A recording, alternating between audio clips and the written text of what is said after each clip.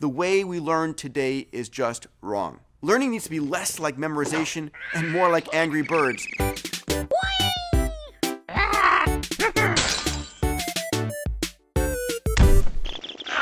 50% of school dropouts name boredom as the #1 reason that they left.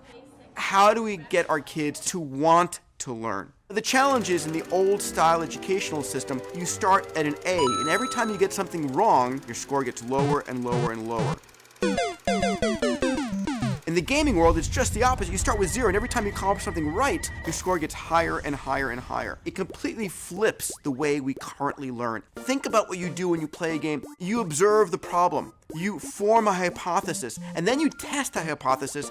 Ultimately, you learn and you try it again. It's actually the same as the scientific method. The trick is to make kids as addicted to learning as they are to gaming. I want to share a story, one of the most compelling examples that I've ever heard of gamification. Proteins are the basic building block of your cells. And for the longest time, predicting how a protein folds has been a very difficult problem. A group of graduate students asked the question, is the ability of the human brain able to predict protein folding better than the computer? And they created a game called Foldit, in which the user gets a protein and then begins to manipulate it and fold it on the screen. The lower the stress and strain on that protein molecule, the better their score. Well, it turned out that humans were much better at folding proteins. It turned out that the best protein folder was a woman who during the day was an executive secretary at a rehab clinic, and who at night became the best protein folder on the planet.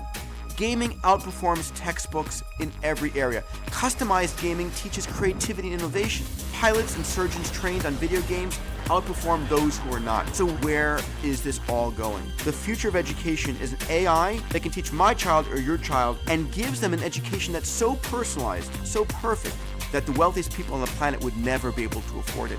That's a future in which education is much better than we can possibly ever imagine.